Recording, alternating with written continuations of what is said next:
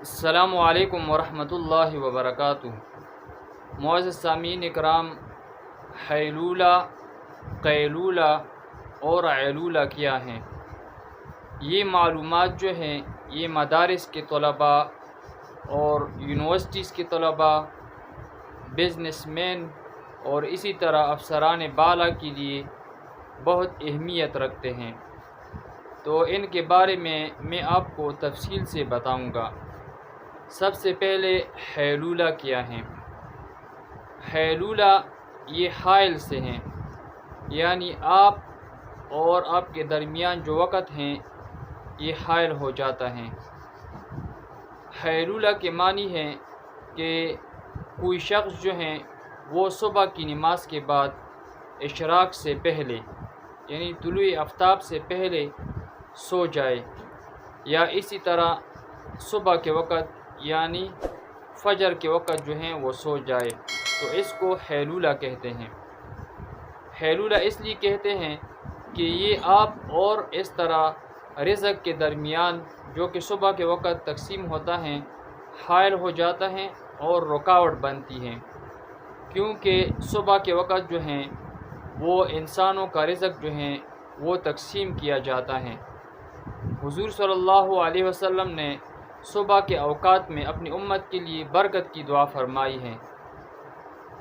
دعا اسی طرح فرمائی ہے، اللہم بارک لامتی فی بکورہا، کہ یا اللہ میری امت کی صبح کے وقت میں برکت عطا فرما۔ ایک مرتبہ فاطمہ الزہرا رضی اللہ عنہا آرام فرما رہی تھی، تو حضور صلی اللہ علیہ وسلم جو ہیں تشریف لائے، تو فاطمہ رضی اللہ عنہا کو مخاطب کر کے فرمایا، یا بنیتا اشہدی رزق ربک ولا تکونی من الغافلین فإن اللہ عز وجل یقسم ارزاق الناس ما بین طلوع الفجر الى طلوع الشمس۔ کیا فرمایا کہ اے میرے دختر عزیزم، اے میری بیٹی، اٹھ جائیے، اپنے رب کا رزق جو ہیں وہ حاصل کرے اور غافلین میں سے نہ ہو جا۔ بے شک اللہ جل شانہ جو ہیں وہ لوگوں کا رزق جو ہیں وہ تقسیم کرتے ہیں طلوع فجر سے لے کر طلوع شمس تک، یعنی جب تک جو ہیں سورج طلوع نہ ہو جائے، تو اس درمیان جو ہیں وہ لوگوں کا رزق جو ہیں وہ تقسیم کیا جاتا ہے۔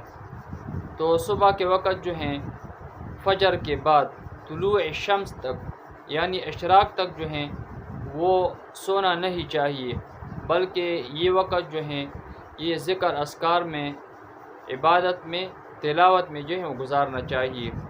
جب اشراق کا وقت ہو جائے تو اشراق کے نفل پڑھ کر پھر سو جانا چاہیے۔ ہاں اگر رمضان المبارک ہو، رات چوٹی ہو، تو پھر علماء نے فرمایا ہے کہ اگر کوئی شخص جو ہیں وہ نماز کے بعد یعنی صبح کی نماز اکثر جو ہیں وہ رمضان میں جلدی ہو جاتی ہیں، تو وہ اگر صبح کی نماز کے بعد سو جائے تو پھر اس وقت جو ہے یہ مکروہ نہیں ہے، ورنہ عام حالات میں جو ہیں وہ صبح کی نماز کے بعد اشراق تک نہیں سونا چاہیے، بلکہ اشراق کے بعد جو ہیں وہ آرام کرنا چاہیے۔ تو یہ ہیں حیلولہ۔ اور قیلولہ جو ہیں وہ یعنی یا ظہر کی نماز سے پہلے آرام کرنے کا وقت ہے یا ظہر کی نماز کے بعد، یعنی انسان جب ظہر کی نماز جو ہے پڑھ کر کھانا کھائے پھر اس کے بعد آرام کرنا، یہ عبادت ہے اور سنت ہے۔ اس سے انسان کے صحت پر بھی جو ہیں وہ اچھے اثرات مرتب ہوتے ہیں۔ امام بہقی نے شعب الایمان میں جو ہے یہ روایت نقل کیا ہے کہ دن کو سونے کے ذریعے رات کی عبادت میں طاقت حاصل کیجیے، یعنی انسان جب دن کے وقت جو ہیں وہ آرام کرتا ہے تو پھر رات کے وقت جو ہیں اس کو عبادت کی طاقت حاصل ہوتی ہے، تو قیلولہ کرنا جو ہے یہ سنت ہے۔ اور اسی طرح جمعہ کے دن جو ہیں صحابہ کرام کا معمول تھا کہ وہ جمعہ کی نماز کے بعد جو ہیں وہ کھانا کھاتے تھے اور جمعہ کی نماز کے بعد جو ہیں وہ قیلولہ کرتے تھے۔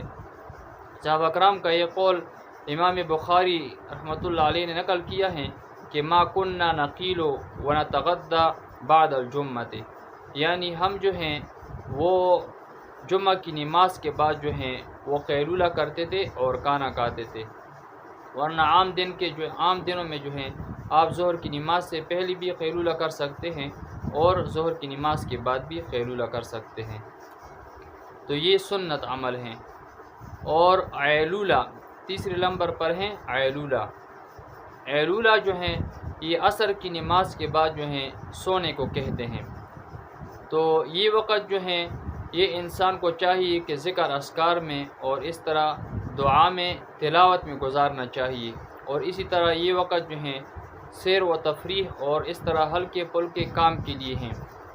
اور اسی طرح یہ وقت جو ہیں یہ دونوں قسم کے فرشتوں کا اجتماع کا وقت ہیں، یعنی اس وقت میں جو ہیں وہ صبح کے فرشتے جو ہیں اوپر جاتے ہیں اور اس طرح جو رات کے فرشتے ہیں وہ نیچے آتے ہیں۔ تو یہ وقت جو ہیں یہ عبادت میں گزارنا چاہیے۔ ہاں اگر کوئی آدمی ہو وہ سفر سے آ جائے، تھکا ہوا ہو یا بیمار ہو، پھر وہ سو جائے تو کوئی بات نہیں ہے، ورنہ عام حالات میں عصر کی بعد جو ہیں وہ سونا مکروہ ہے، کیونکہ جب فرشتے جاتے ہیں تو چاہیے کہ انسان جو ہیں وہ اس حالت میں چھوڑے کہ وہ عبادت میں مشغول ہو۔ جب شام کے فرشتے، رات کے فرشتے جو ہے وہ آتے ہیں، صبح کے فرشتے جاتے ہیں، تو دونوں حالتوں میں جو ہیں انسان کو جو ہے وہ عبادت میں جو ہے وہ مصروف پائے۔ اللہ جل شانہ ہمیں عمل کرنے کی توفیق عطا فرمائے۔